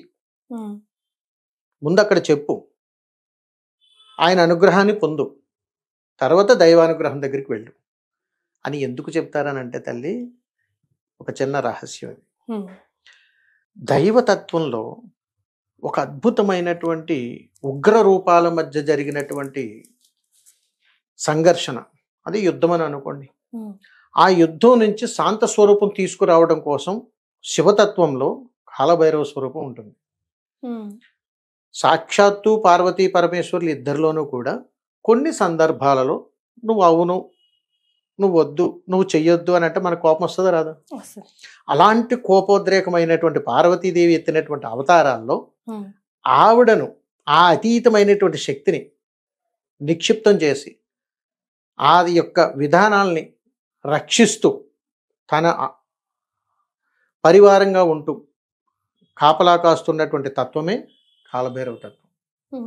అందుకని ఏ దేవీ దేవతలైనా సరే శాక్తేయ ప్రామాణికాలలో ప్రతి దేవాలయం దగ్గర సరే కాలభైరవుడు ఉండి తీరాల్సిందే. అంటే ఆయన రక్షకుడు తల్లి. నువ్వు దుర్మార్గంతో దేవాలయంలో అడుగు పెట్టావా, పటాపంచలు చేసేస్తాడు. నువ్వు నమస్కారం పెట్టుకోకూడదని దేవాలయం ప్రదక్షిణ చేస్తున్నావా, ఖచ్చితంగా నమస్కారం పెట్టేలా చేస్తాడు. ఇంటి దగ్గర నుంచి గొడవలు పడి దేవాలయంలో అడుగు పెట్టావా, మీ ఇద్దరి మధ్యలో అన్యోన్యతను తీసుకొస్తాడు. ఎన్నో రకాలుగా ఈ దేవతలను ప్రసన్నం చేసే ముందు కాలభైరవ తత్వం మన దేహాన్ని తాగుతుంది. అందుకని మీరు కొన్ని దేవాలయాలకు వెళ్ళగానే మొట్టమొదటి మీరు దర్శించుకోవాలని దేవీ దేవతలను కాదు, అక్కడ కాలభైరవుడు క్షేత్రపాలకుడు ఎక్కడ ఉన్నాడో చెప్పండి, అక్కడికి వెళ్ళిపోండి. అక్కడ నమస్కారం చేసి ఆయన అనుగ్రహం పొందిన తర్వాత ఇక్కడ అనుగ్రహం సంపూర్ణంగా వస్తుంది. ఇక్కడ దేవీ దేవతల అనుగ్రహాన్ని ఇచ్చేటప్పుడు కూడా కాలభైరవుడి దగ్గరికి వెళ్ళారా అనేటువంటి సందేహాలు మనకు వస్తుంటాయి. అయిపోయిన తర్వాత కాలభైరవుడి దగ్గరికి వెళ్ళకూడదు, లోపలికి వెళ్ళేటప్పుడు పర్మిషన్ తీసుకుని వెళ్ళాలి. అందుకని సమస్త భూమండలంలోనూ కూడా ప్రతి దేవతల యొక్క ఉన్నటువంటి ప్రతి దేవాలయంలోనూ కూడా కాలభైరవ స్వరూపాలు ఉంటాయి. వాటిని దర్శనం చేసుకొని అక్కడ అనుగ్రహాన్ని పొందిన తర్వాతే దేవాలయ దర్శనం చేసుకోవాల్సిందే. రైట్, అంతే. గురుగారు, గురు అనే వాళ్ళు ఎవరు మీ దృష్టిలో? ఎందుకంటే ఈ రోజుల్లో చాలా మళ్ళీ సాయిబాబాకి సంబంధించి కానివ్వండి, దత్తాత్రేయకి సంబంధించి కానీ చాలా రకాల మనం డిఫరెంట్ టాపిక్స్ వింటూ ఉన్నాము. డీటెయిల్డ్ గా వెళ్ళకపోయినా అసలు మీ దృష్టిలో గురువు అంటే ఎవరు? మా దృష్టిలో గురువు అంటే తల్లి, గురువు వేరు, సద్గురు వేరు. జీవితాన్ని జీవుడిని బ్రతికించగలిగి దానికి ఒక దేహాన్ని ప్రామాణికంగా ఇవ్వగలిగేటువంటిది తల్లిదండ్రులు. నా దృష్టిలో గురువు అంటే అమ్మే. తల్లిని మించిన దైవము లేదు, గురువు లేదు. కాబట్టి ఆది గురువు, తొలి గురువు అమ్మే అంటాను. ఎందుకంటే గురువు నీకు జన్మనివ్వలా, అమ్మ ఇచ్చింది. అమ్మే నీకు అన్నం తినిపించింది. అమ్మే అన్ని స్పర్శ యొక్క అనుభూతిని తెలియజేసింది కూడా అమ్మే. అందుకని అమ్మను మించిన గొప్ప తత్వం ఇంకెక్కడ దొరకదు. కానీ గురువు జ్ఞాని. ఒక జీవుడికి జ్ఞాని ప్రసాదించగలిగేటువంటి వాడు గురువు. అది చాలా రూపాల్లో దొరుకుతుంది మనకి. చదువు రూపంలో, స్నేహితుల రూపంలో, బంధువుల రూపంలో, అలాగే మనం చిన్నప్పుడు స్కూల్స్కి వెళ్తున్నటువంటి ఉపాధ్యాయుల రూపంలో, అనేక రూపాల్లో ఆ గురువు వేరు.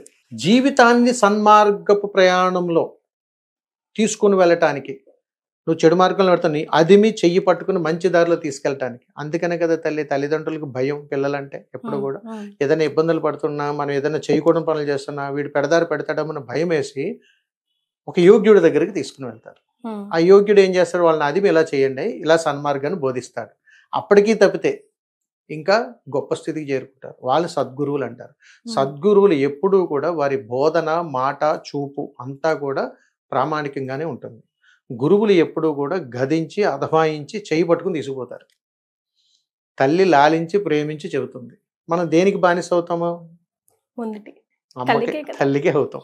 అందుకని మనకి ఎన్ని కష్టాలు వచ్చినా, ఎన్ని ఇబ్బందులు వచ్చినా కడుపున పెట్టుకుని చల్లగా చూసుకొని అద్భుతంగా ప్రేమించగలిగి కూడా చేయి పట్టుకుని తీసుకెళ్ళగలిగేటువంటి వ్యక్తి ఎవరైతే ఉన్నారో వారే గురువు అని అంటాం. ఆశించలేనటువంటి వాడు, స్వార్థం లేనటువంటి వాడు, మోక్షాన్ని పొందినవాడు, దైవ సాక్షాత్కారం పొందినటువంటి వాడు, మంత్రాన్ని సృష్టించగలిగినటువంటి వాడు, మంత్రాన్ని శాసించగలిగినటువంటి వాడు, దైవాన్ని శాసించగలిగేటువంటి వాడు గురువు. దీని పరమార్థాన్ని తెలియజేయగలిగేటువంటి వాడు సద్గురువు. అంటే ఈ స్థాయి నుంచి ఆ స్థాయికి వెళ్తారు తల్లి. ఇది ఏదైనా ఆది ప్రామాణికంగా మనం తెలుసుకోవాల్సినటువంటి ఆది గురువు అమ్మ. వారికి ఆది గురువు అమ్మే కదా తల్లి. సమస్త సృష్టికి ఆది గురువు ఆది పరాశక్తేగా. అందుకని ఏంటంటే గురువు అంటే ఇది గురువుకు ప్రామాణిక ఉండదు తల్లి. వీళ్ళు చిన్న గురువు పెద్ద గురువు అని ఉండదు. ఏదైనా ఒకటే గురువు, ఏదైనా సద్గురువు. అయితే మీరు కొన్ని కాంట్రవర్సీలు వస్తాయి మనం అలాంటివి మాట్లాడితే. అవగాహన లేక ఇప్పుడు మీకు అనిపించింది ఈయన దేవుడు కాదు, లేకపోతే ఈయన గురువు కాదు, ఈయన సద్గురువు కాదని. మనకు అంత వయసు కాదుగా, మనకంటే ముందు పుట్టారుగా, మనకంటే గొప్ప గొప్ప పనులే చేశారుగా వాళ్ళు. మనం ఏం చేస్తాం ఇప్పుడు? కాంట్రవర్సీలు చేస్తున్నాం. ఆ కార్యం ఏదో ఒకటి చేయండి మీరు. వారు చేసిన మంచి కార్యాల్లో 4 చేయండి. మనం ఏం ఉద్ధరిస్తాం? ఇంకో 50 ఏళ్ళు బ్రతుకుతామా? ఇప్పుడు 50 ఏళ్ళు వచ్చాయి, ఇంకో 50 ఏళ్ళు పోరాటం చేయగలుగుతామా? భావి తరాలకు మనం ఏ స్ఫూర్తినిస్తున్నాము? అప్పుడున్నటువంటి ప్రయాణాలు వేరు, ఇప్పుడున్న ప్రయాణాలు వేరు. ఈ యుద్ధాలు ధర్నాలు ఎప్పుడు జరుగుతూనే ఉంటాయి. కానీ మనం బ్రతుకున్న నాళ్ళు అన్ని రకాల జీవరాశుల్లో కూడా ఒక రకమైనటువంటి ధర్మ ప్రయాణాన్ని మనం ఇవ్వగలగాలి. ఆ ఇచ్చేటువంటి విధానం యోగమై ఉండాలి, మోక్షానికి సంబంధించిందై ఉండాలి. నేనెవరినండి మిమ్మల్ని అనటానికి? నా ప్రయాణంలో నేను ధర్మాన్నే ఎంచుకోవాలి, మీ ప్రయాణంలో మీరు ధర్మాన్ని ఎంచుకోవాలి. అందులో ధర్మంలో ఉన్న మంచిని బోధించండి, 10 మంది బాగుపడతారు. ఆ ధర్మంలోనే వెలుతుని తీసి చెప్పడం వల్ల నీకేంటి వరుగుతుంది? మనకేమొస్తుంది? మీరు నమ్మకండి, మీరు చేయకండి అని అంటే మీ అభిప్రాయం నేను మార్చగలుగుతానా? మీ అభిప్రాయం మీది, నా అభిప్రాయం మీరు ఇలాగే దండం పెట్టండి మోక్షం వస్తుందంట. ఆయన మన చుట్టమా రావటానికి, అడగగానే ఇవ్వటానికి? ఒకటే గుర్తుపెట్టుకోండి, మీరు ఎలా పిలిచినా, ఏం చేసినా, ఎలా మాట్లాడినా మీ మనస్సంకల్పమే. నేను ఎలా చెప్పినా, ఏం చెప్పినా, ఎలా మీకు బోధించినా అది నా తత్వమే. కర్మ అనేటువంటిది ఒకటి ఉంటుంది, దాని మధ్యలో కొట్టుమిట్టాడుతున్నాము కాబట్టే ఇలాంటి విధానాలన్నీ బయటకు వస్తున్నాయి. ఈ మధ్యలో సందిగ్ధంలో మనం నలిగిపోతున్నాము కాబట్టే సనాతన ధర్మం పురుటు నొప్పులు పడుతుంది. ఇది వాస్తవం. గురుగారు, లాస్ట్లీ దయ్యాలు పునర్జన్మలు ఉన్నాయా? ఉన్నాయి తల్లి, దయ్యాలు ఉన్నాయి, పునర్జన్మ ఉంది. మనిషి జీవుడు అంటాం బ్రతుకున్నంతసేపు. తను జ్ఞాని అయిన తర్వాత ఆత్మజ్ఞానం అంటాం. చనిపోయిన తర్వాత అది ప్రేత అవుతుంది దేహం. ఆ ప్రేతను పట్టుకున్న ఆత్మ వెళ్తే ప్రేతాత్మ అంటాం. ఆ ప్రేతాత్మనే మనం దెయ్యము అని అంటాం. దెయ్యం అని ఎప్పుడని అంటాము? మనలో భయాందోళనకు గురవగానే దెయ్యం కనపడుతుంది. ఇప్పుడు మీ తండ్రి గారు కాలం చేశారండి, మా తండ్రి గారు కాలం చేశారండి, ఎగ్జాంపుల్గా. తండ్రి గారిని చూస్తే దెయ్యం కనపడుతుందా? కనబడదు. ఏమి మరి దెయ్యం ఉందంటున్నావు? నాన్న అదే తండ్రి కాకుండా అక్కడ వేరే జీవుడు ఏదైనా కనిపిస్తే దెయ్యం అయిపోయిందని అంటాం. మనిషి బ్రతికున్నప్పుడు తన కోరికలు నెరవేరకుండా కొట్టుమిట్టాడిపోతూ ఏదీ సాధించలేక నానా యాగితో కుళ్ళు కుతంత్రాలు నానా రకాల వ్యాపకాలతో మనిషి కొట్టుమిట్టాడిపోతున్నటువంటి తరుణంలో ఏ జీవుడైతే ఉన్నాడో వాడు దెయ్యమే, బ్రతికుండగా దెయ్యమే. ఏ సత్కార్యాలు, ఏ మోక్షాలు, ఏ దాన కార్యక్రమాలు ఎందులోనూ కూడా పాల్గొనకుండా ఏ జీవుడైతే ప్రయాణం చేస్తున్నాడో వాడు ప్రేతాత్మే. ఇప్పుడు మీరు అడిగారు దెయ్యము పునర్జన్మ ఉంది తల్లి. ఎందుకంటే మనిషి జన్మలో 84 లక్షల జీవరాశుల్లో ఆఖరి జన్మ పుష్పం, ఆఖరి జన్మ పుష్పం. ఎందుకంటే శ్మశానంలో ఈ జీవుడు ప్రేతాత్మగా మారి శ్మశానంలో కొట్టుమిట్టాడిపోతూ ఉంటే శివపార్వతులు ఇద్దరిలో కూడా ఒక అద్భుతమైనటువంటి సంభాషణ జరుగుతుంది. ఈ ఆత్మ కొట్టుమిట్టాడిపోతూ ఉంటుంది, నన్ను మళ్ళీ బ్రతికించవయ్యా అని. ఏం పుణ్యకార్యం చేసేవంటే ఇక్కడికి వచ్చి నిన్ను బ్రతికించడానికి? నీ ఊళ్ళో ఎప్పుడన్నా దేవాలయానికి వచ్చావా? భార్యాభర్త మీ పిల్లలని భార్యని అందంగా చూసుకున్నావా? నీలో జీవుడు ఉన్నాడు, ఆ జీవుడికి కావాల్సిన సత్కార్యాలన్నీ చేసావా? ఎన్నిసార్లు దేవాలయానికి వెళ్ళరా మోక్షం వస్తుందని చెప్తే ఏ రోజన్నా విన్నావా? కాసేపు ధ్యానం చేయమంటే విన్నావా? కాసేపు సమయం నీ ద్వారా జన్మించినటువంటి బిడ్డలతో గడపంటే విన్నావా? ఇది ఏది చెయ్యలేదు, ఇక్కడికి వచ్చి మళ్ళీ బ్రతుకుతానంటే ఏం ఉద్ధరించడానికి అని అడుగుతాడు. అప్పుడు జీవుడిని ఈశ్వరుడు అంటాడు అనమాట, నీకా పునర్జన్మించేటువంటి యోగం నా దగ్గర లేదు నాయన, ఆ వరం ఇవ్వాలంటే అమ్మే అని చెప్పి అమ్మను పిలుస్తాడు. అప్పుడు అమ్మ చూడగానే ఒక శక్తి అంటాం. ఆ శక్తిలో వీడా ఎన్నిసార్లు ఆ ఇంటి ఇళ్ళాలో దేవాలయానికి వెళ్ళాలి, నన్ను తీసుకెళ్ళవయ్యా అని అడిగితే నేను తీసుకెళ్ళను, నువ్వు చూసావా దేవుణ్ణి అని నన్ను ప్రశ్నిస్తాడా? ఈరోజు వాడు తినటానికి, ఉండటానికి, చేయటానికి అన్ని నా అనుగ్రహమే కదా. నా గ్రామంలో ఉంటూ నా దగ్గరికి రావడానికి వాడికి సమయం లేదా? ఈశ్వరా నేను వరాన్ని ఎవరు వెళ్ళిపోతున్నానని తెల్లి వెళ్ళిపోతాను.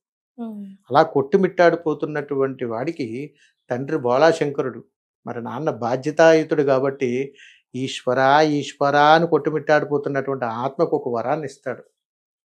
పునర్జన్మ ప్రాప్తిరస్తు అని ఇస్తాడు. ఆ ఇచ్చినటువంటి పునర్జన్మలో ఇవ్వగానే మరి జీవుడికి ఆశ ఎక్కువ కదా, ప్రేతాత్మ అయిపోయింది కదా, అక్కడ అడుగుతాడు అనమాట. ఈశ్వర నాకు నిన్ను తాకాలని ఉందయ్యా అంటాడు. వరం ఇచ్చాను బానే ఉంది, మరి నన్ను తాకడం ఏందయ్యా అని అడిగితే ఈశ్వర అంటే మళ్ళా నాన్న అని పిలవగానే మళ్ళా పొంగి తదాస్తు అంటాడు.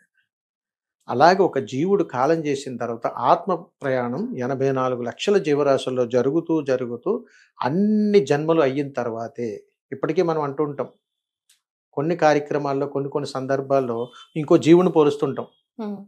ఎగ్జాంపుల్గా మీరే చెప్పండి, కోతుకున్న లక్షణాలన్నీ ఉన్నాయని అంటాం, పాము చెవులు ఉన్నాయి నీకు అని అంటాం వాడుక భాషలో. రేవులో తాడి చెట్లాగా ఏది అంటే అన్ని రకాల జీవరాశుల్లోంచి మనిషిని పోలుస్తున్నట్టు అర్థం ఏంటి? ఆ వాసన ఉంది ఇక్కడ. అలాగే ఇక్కడికి వచ్చేటప్పటికి ఏంటనంటే భగవంతుడికి అర్చన చేసినప్పుడు, గొప్ప గొప్ప మహానుభావులు తారసపడినప్పుడు, మహాపుణ్యాత్ముల యొక్క పాదస్పర్శ జరిగినప్పుడు, భగవంతుడి యొక్క సాక్షాత్కారం జరిగినప్పుడు, వారి స్పర్శకు ఏదైతే అందుతుందో అదే పునర్జన్మ. అంటే భగవంతుడి దగ్గర వేసేటువంటి పుష్పం ఏదైతే ఉందో ఆ పుష్పం అక్కడ అడుగుతాడు అనమాట ఈశ్వరుడు, సంతోషమా అని అడుగుతాడు. అంటే మళ్ళా జన్మించి ఒక పుష్పంగా మారి ఈశ్వర నాకు నిన్ను తాకాలనుందయ్యా అనడంలో పరమార్థం ఏమిటనంటే, మనం ఎక్కడెక్కడి నుంచో అమ్మ మనకి ఏం సంబంధం ఉంటుంది తల్లి, అక్కడ ఉన్న పువ్వులు తీసుకెళ్ళి అభిషేకానికి ఇస్తాం. మనమా నీళ్లు పోయిలా, మనమా విత్తు వేయలా, మనం పెంచలేదు, కానీ పువ్వులు తీసుకెళ్ళి అందంగా తీసుకెళ్ళి అక్కడ అభిషేకానికి అర్చనకి ఇస్తుంటాం. మరి ఇవన్నీ భగవంతుడి పాదాల చెంత చేరగానే ఎంత ఆనందపడిపోతుంటాయి. ఆ ఈశ్వరుడు ఎంత ఆనందపడతాడు, నీకు ఇచ్చిన మాట ఎంత చక్కగా నెరవేర్చుకున్నాను. ఆ జీవుడు కూడా చాలా ఆనందపడతాడు. మోక్షం ఇంకా అంతకుమించి ఇంకేం లేదు, అదే పునర్జన్మ. అందుకని ఒక మనిషి కాలం చేసిన తర్వాత ఏదో ఒక రూపంలో ఖచ్చితంగా జన్మించి తీరాల్సిందే. దీనికి సైన్స్ ప్రామాణికాలు ఉండవు, రీసెర్చ్ చేసుకోండి ఎలాగైనా సరే, ఖచ్చితంగా ఉంది. మీరు సైన్స్ పుట్టక ముందు ఇవన్నీ ఉన్నాయి, మనం మూఢనమ్మకాలుగా చూస్తాం, చూడాల్సిన పని లేదు. కాబట్టి ఈ రోజుకి పూజా పునస్కారాలు చాలా చక్కగా అద్భుతంగా. మన తాత ముత్తమామల్ని అడగండి, సూర్య నమస్కారాలు చేసేవారు. కాస్త పసుపు నీళ్ళు అలా జల్లి ఉదయాన్నే నమస్కారం చేసి సూర్యభాగం నమస్కారం, వాళ్ళు 120 సంవత్సరాలు 130 సంవత్సరాలు బ్రతికారు వాళ్ళు. మరి వాళ్ళు కూడా ఇప్పటికీ మనం అంటుంటాం, వాళ్ళ ఫోటోలు ఇప్పటికీ మన పూర్వీకులు మన ఇళ్లలో చూస్తుంటే మనం చరిత్రగా చెప్పుకుంటుంటాం. మా మామగారు 150 సంవత్సరాలు ఉన్నారు, మనం 60 సంవత్సరాలకి అయిపోతున్నామని. మళ్ళీ మళ్ళీ మళ్ళీ మళ్ళీ మనం పుడతాం. 84 లక్షల జీవరాశుల్లో మనం అనుభవించి తీరాల్సిందే, సమస్య లేదు. రైట్ గురుగారు, లాస్ట్గా మళ్ళీ మీ గురించి ఒక చిన్న ప్రశ్న. మీ అమ్మగా మీరు కొలుచుకునే కాళికామ్మతో మీరు ఎప్పుడైనా మాట్లాడారా? మీ ప్రశ్నలకు సమాధానాలు దొరుకుతాయా? ఇప్పుడు నేను అమ్మ మాట్లాడాను నేను అన్నాను అనుకోండి, నన్ను పిచ్చోళ్ళ చూస్తారు. ఫస్ట్ కొత్త పిచ్చోడు వచ్చాడండి అని అంటారు. వాస్తవం తల్లి. ఎందుకనంటే ఒక ఉన్మాది ప్రపంచం తిరుగుతుంది ఆంధ్ర రాష్ట్రంలో, ప్రపంచం అంతా తిరుగుతుంది. వీళ్ళ పని ఏమిటనంటే హిందూ దేవతల గురించి కానీ, సనాతన ధర్మం గురించి కానీ, మన కాషాయ ధర్మం గురించి కానీ, ఏదైనా సరే విధానం గురించి మాట్లాడగానే తయారైపోతారు ఒక 20-30 మంది కింద. వీళ్ళ పని అంతే, వాళ్ళు ఎవరో దొరకరు మనకి. వాళ్ళ ప్రయాణం ఏంటనంటే దీన్ని రకరకాలుగా యాగి చేయడమే. అలాంటి చెడు పురుగుల నుంచి మనం ఆలోచించాలి. ఒకటి తల్లి, దాన్ని నిర్మాణం చేయనప్పుడు ఇంకెందుకు? వరాలు ఇవ్వనప్పుడు భగవంతుడు ఎందుకు? దుష్ట సంహారం చేయలేనప్పుడు దేవి దేవతల అవతారాలు ఎందుకు ఎత్తారు? అంటే ఎలా తయారైందంటే వ్యవస్థ ఇప్పటికీ కూడా గొప్ప గొప్ప వాళ్ళు, పెద్ద పెద్ద వాళ్ళు, యోగులు, మునులు, అఘోరాలు ఎక్కడెక్కడ ఉన్నారు తల్లి భారతదేశంలో. వాళ్ళు బయటికి రాకపోవడం కారణం ఏమిటి అంటే వీళ్ళు ఏదో అంటారని కాదు, వచ్చినా కానీ జనాలు స్వీకరించలేని పరిస్థితుల్లో ఉన్నారు. మేమైనా ఎందుకు రావాల్సి వచ్చింది అని అంటే ఎంతో ఆవేదన పడుతున్నాం. అమ్మ నేను పిలిచాను, అమ్మ నాకు కనిపించింది, నాతో మాట్లాడింది అని నేను అన్నాను అనుకోండి, మొదలవుతుంది యుద్ధం. అయినా కానీ శాసనంగా మనం చెప్పగలుగుతాం. విధానం ఏమిటనంటే తల్లి, ఏ కాషాయ ధర్మంలో ఉన్నటువంటి ఏ వ్యక్తి అయినా, కాషాయ వస్త్రమే కాదు ఎవరైనా, ఒక సాధన చేసినప్పుడు ఆ సాధనలో ఉన్నటువంటి అతీతమైనటువంటి శక్తి పంచభూతాలను తన ఆధీనంలోకి తెచ్చుకునేటువంటి సామర్థ్యం ఉన్నది. ఆ సామర్థ్యాన్ని నడిపించగలిగేటువంటి అతీతమైనటువంటి శక్తి, ఏ మంత్ర సాధన అయితే మనం అతీతంగా చేస్తామో ఆ దేవత ప్రసన్నం అవ్వాల్సిందే. లేకపోతే దశమహావిద్యల్లో ఈ దేవతకి ఇది చేస్తే ఇది వస్తుంది, ఇలా చెయ్యాలి అని గురువు మాత్రమే చెప్పగలుగుతాడు. అందుకని నా అనుభవంలో నేను నేర్చుకున్నటువంటిది, అమ్మ అని పిలిస్తే చాలు, వచ్చి కూర్చుంటుంది, చాలు. ఇంకా అంతకన్నా ఇంకేం కావాలి తల్లి? ఆ తల్లి అడిగింది అనమాట, నాయనా నువ్వు నన్ను కూర్చోబెట్టరా, సకల జనులకి కూడా నీ ద్వారా నేనేం కావాలని ఇస్తానంటే, అంత గొప్పవారు నాకు వద్దు తల్లి, నేను వెళ్ళేలోపు ఒక అద్భుతమైన కార్యం చేయాలి, నిన్ను అలా ఆసనించాలి, నీకు ఒక ఆసనం వేయాలనుకుంటున్నానమ్మా అని చెప్పాను. ఆ ఆసనం పేరే దేవాలయం. ఆ తల్లి కోసం ఒక పీఠాన్ని ఏర్పాటు చేసి తల్లిని ఆడు కూర్చోబెట్టాలి నా సంతృప్తిగా. అంటే తల్లి ఒక జీవుని పుట్టించడం కోసం ఒక సత్కార్యం ఎలాగైతే ఇప్పుడు సృష్టి ధర్మం చెబుతుందో, అలాగే ఆధ్యాత్మిక ప్రయాణంలో నేను ఎంచుకున్నటువంటి ఈ ధర్మయజ్ఞంలో, నేను పొందినటువంటి దశమహావిద్యల సిద్ధంలో తల్లి నాకు ప్రసన్నమయ్యి అనుగ్రహాన్ని ఇచ్చి తిరిగి అడిగినటువంటి ప్రయాణం ఇది ఒక్కటే తల్లి. నాయనా నువ్వు ఇది ఇచ్చేయి, నీకు మోక్షాన్ని ఇస్తాను. ఎంతవరకు వచ్చింది గురుగారు? నేను చేస్తున్నటువంటి ప్రయాణం తల్లి భిక్షాటం చేస్తున్నాను కాబట్టి అందరినీ భాగస్వామ్యం చేసుకోవాలి. దక్షిణ భారతదేశం అంతా కవర్ చేసుకుంటూ నేను తిరగాలి అంటే చాలా సమయం పడుతూనే ఉంది. ఎక్కడో అక్కడక్కడ ఉన్నటువంటి భక్తులు అయ్యా విరాళం పంపిస్తాము ఇట్లా అని అన్నా, లేదండి మీరు ఏ రాష్ట్రంలో ఉన్నారో చెప్పండి మేమే అక్కడికి చేరుకుంటాము అని చెప్తే అక్కడికి వెళ్ళి వారికి సంబంధించినటువంటి ప్రయాణంలో వారు 100 మంది భక్తులు 200 మంది భక్తులు ఉంటారు. అక్కడ చక్కగా దేవీ దేవతల గురించి ప్రవచనం చేసి వారికి చెప్పి అక్కడ జోలి పట్టి భిక్షాటం చేస్తాను. ఆ వచ్చిన ధనంతో ఇప్పుడు నేను కడుతున్నటువంటి దేవాలయం సుమారు ఒక 12 దేవాలయాల నిర్మాణ శైలిలో ఉన్నాయి. అంటే నేను కట్టేటువంటి దేవాలయాలు సుమారు ఒకే ప్రాంగణంలో 72 దేవతలు. అంటే ఆ దేవతల దగ్గర అడుగు పెడితే చరిత్ర చెప్పుకునేటట్లుగా ఒక సాధన పొందినటువంటి గురువు, ఒక సాధన పొందినటువంటి సాధకుడుగా నిర్మాణం చేసినటువంటి ఏకైక పుణ్యక్షేత్రం అవ్వాలి. ఆ దేవాలయాలు అడుగు పెడితే దేవత ప్రసన్నం అవ్వాల్సిందే, నువ్వు ఏది అడిగినా ఆ కోరిక నెరవేరాల్సిందే. అలాంటి పుణ్యక్షేత్రం ఇచ్చి వెళ్ళిపోతాను తల్లి. గురుగారు, తాంత్రిక పూజా విధానం అసలు మామూలు జనాలు చేసుకోవచ్చా? అంటే పీఠాధిపతులు గురువులు అందరూ ఉన్నా కూడా ఎందుకంత భయపడుతున్నారు, భయపెడుతున్నారు? తాంత్రికం అంటే భయపడాల్సిన అవసరం లేదు తల్లి, వాస్తవం. తాంత్రికాలు అంటే భయపడాల్సిన అవసరం లేదు. దాని నెగటివ్ ప్రొజెక్షన్ ఎక్కువ శాతం ఉంది కదా. అంటే తల్లి ప్రారంభం నుంచి ఈ క్షణం వరకు అక్కడ కాకరకాయ అయితే ఇక్కడ కేకరకాయ. వాస్తవ ప్రామాణికాలు మీ చెవులు చెంతన చేరలేదు. చేరు ఉంటే మీరు నన్ను ఈ ప్రశ్న అడగరు. ఇది వాస్తవం. ఎందుకంటే తాంత్రికానికి భయపడాల్సిన అవసరం ఎట్టి పరిస్థితుల్లోనూ లేదు. It's clear. ఎందుకనంటే మంత్రం ఉందా, భయపడరు. తంత్రం అంటే ఎందుకు భయపడతారు? అవగాహన లేదు కాబట్టి. గుళ్ళోకి వెళ్ళి అర్చన చేయించుకుని ఉన్నప్పుడు కాదు, మీరు మీ ఇంట్లో నిత్యం చేసుకున్న పూజలు కూడా అష్టోత్తరాలు ఇవన్నీ మంత్రాలే కదా. మరి అలాంటప్పుడు దేవుడు ప్రసన్న అవుతున్నాడా? మరి తంత్రం చేసినప్పుడు మీరు ఎన్నో కర్మలు మోస్తున్నారు, ఇప్పుడు లైవ్ చూస్తున్నారు కదా, అందుకే భయపడతారు. మరి యంత్రం మీకు కనపడదు. అంటే నిత్య జీవితంలో మనము కూడా అర్థమయ్యేలా మీకు ఒక ఎగ్జాంపుల్ చెబుతాను తల్లి. కాబట్టి తాంత్రికంలో తంత్రాన్ని మనం భయపడాల్సిన అవసరం లేదు. ఎందుకనంటే తంత్రానికి మంత్రంతో పని లేదు, ముద్రలతో మాత్రమే పని, అనుష్ఠాన శక్తితో మాత్రమే పని. చూపు శాసనం, శ్వాస శాసనం, ఆసనం శాసనం, మాట శాసనం, ఇవన్నీ కూడా తంత్రంలో ఉంటాయి. మనమేమనుకుంటామంటే తాంత్రికం అంటే ఇదేదో భయంకరమైనదేమో, ఇదేదో మరణానికి సంబంధించిందేమో, ఇదేమో భయంకరమైనమేమో. దీనికి ఎగ్జాంపుల్ చెబుతాను. ఈ రోజు మీరు ఒక ప్రసాదం సిద్ధం చేద్దామని అనుకున్నారు. ఆ ప్రసాదం పేరు మంత్రం. మరి తయారు చేయాలని అంటే మనిషి కావాలిగా. మరి చేయటానికి మీరే ఎగ్జాంపుల్గా ఈ చేతులు ఉపయోగిస్తారు కదా, ఇవన్నీ ముద్రలు. మరి చేయటానికి కావాల్సినటువంటి పనిముట్లు యంత్రం అంటాం. మరి మంత్రము, తంత్రము, యంత్రం ఈ మూడు లేదే జరుగుతాయా? కాబట్టి మనం ఎప్పుడు కూడా గుర్తుపెట్టుకోండి, తంత్రం అంటే ఏదో భయపడిపోయి ఏదో చేయాల్సినటువంటి విధానం లేదు తల్లి. ఉదాహరణకు మీరు సిటీలో ఉన్నారు, మీ సిటీలో మీ తాంత్రికం అంటే ప్యాషను, పల్లెటూరు వెళ్తే సిటీలో తాంత్రికం అంటే అదేదో చేతబడేమో ఏదైనా పూజలేమో అని అనుకుంటారు. అవును గురుగారు. వాతావరణాన్ని బట్టి, పరిసర ప్రాంతాన్ని బట్టి, అక్కడ ఉన్నటువంటి మనుషులు చేసినటువంటి దుష్ప్రచారం వల్ల మాత్రమే ఇలా ఉంది. ఇకపోతే మీరు అడిగారు, మఠాలు, పీఠాలు, ఆశ్రమాలు, సనాతన ధర్మ పరులు, గొప్ప గొప్ప మహానుభావులు వీళ్ళందరూ ఉన్నా కానీ ఇవన్నీ ఎందుకండి ఇలాగా ప్రాచుర్యం లేకుండా పోనీ అంటే ఒక వర్గం చేస్తున్నటువంటి దుష్ప్రచారం. ఆ వ్యవస్థే బాగుండాలి, వాళ్ళే బాగుండాలి. ఇవి తొక్కి పాడేస్తున్నారు. కాబట్టి అన్నీ ఉన్నాయి. అవన్నీ లేకపోతే దేవి భాగవతంలో వీటి ప్రస్తావన ఉంది, ఎన్నో ప్రామాణిక గ్రంథాల్లోనూ ఉన్నాయి, ఎన్నో చరిత్రలో ఉన్నాయి, ప్రతి దానిలోనూ కూడా తాంత్రికాలు ఉన్నాయి. కానీ వాటిని ఉపయోగించుకునేటువంటి తీరి ప్రారంభం నుంచి ఇప్పటి వరకు మారిపోతూ వచ్చింది. ఇప్పుడు దేవుడికి ఇంట్లో మీరు పూజ చేసినప్పుడు చేసేటువంటి నైవేద్యము ఒక ప్రామాణికం. ఏదైనా మీరు దేవాలయానికి వెళ్ళి మొక్కుకుని అక్కడ చేసే నైవేద్యం ఒక ప్రామాణికం. అలా మీరు కుటుంబ పరంగా ఏదైనా ఒక దేవాలయానికి వెళ్ళి మొక్కుకుని అక్కడ చెల్లించే నైవేద్యం ఒక ప్రామాణికం.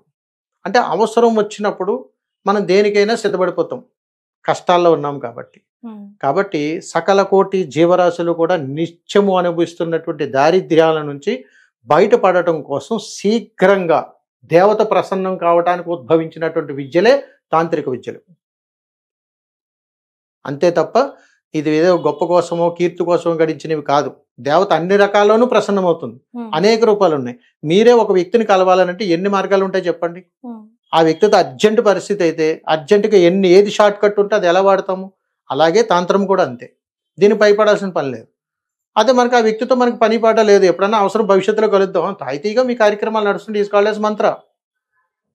ఆయన కలవగానే ఏదో ఒక అవసరం, ఫలానా పని కోసం నేను కలిశానని ఎలాగైతే అనుకోండి, ఈజ్ కాల్డ్ యాజ్ యంత్ర, కారణభూతం. అందుకని ఏంటంటే మంత్ర తంత్ర యంత్రాల్లో మూడింటికి భయపడాల్సిన పని లేదు. ఏ యంత్రమైనా సరే సిద్ధిస్తుంది, ఏ మంత్రమైనా సిద్ధిస్తుంది, ఏ తంత్రమైనా సరే మనిషి మీద ప్రభావం చూపిస్తుంది. కాబట్టి మఠపేట ఆశ్రమాలు ఎన్ని ఉన్నా వీళ్ళందరూ ఎవరు ఏదైనా కానీ ప్రతి ఒక్కరికి కూడా ఒక్కొక్క విద్య అనుష్ఠానం ఖచ్చితంగా ఉంటుంది. ఆ యొక్క సాధనను బట్టే ఈ పరిరక్షణ జరుగుతుంది. కాబట్టి అప్పుడప్పుడు వీటి కోసం అవగాహన కల్పిస్తూ ఉండాలి. మాలాంటి స్వామీజీలైనా, సన్యాసులైనా, సాధువులైనా ప్రయాణాలు చేసినప్పుడైనా, దేశ సంచారం కోసం వెళ్ళినప్పుడైనా సనాతన ధర్మం పట్ల, మూఢనమ్మకాల పట్ల అప్పుడప్పుడు ఇలా అవగాహన కల్పిస్తేనే ప్రజలకు అర్థమవుతుంది తప్ప, లేకపోతే ఎవరు ఏది చెప్పినా కానీ అదే ప్రామాణికంగా తీసుకుని అదే నిజమని అనుకుని జనాలు చాలా ఇబ్బంది పడుతుంటారు అనేక సందర్భాల్లో. కాబట్టి తంత్రానికి భయపడవలసినటువంటి పని ఎట్టి పరిస్థితుల్లోనూ లేదు. చాలా సంతోషం గురుగారు. Thank you so much. ధన్యోస్మి.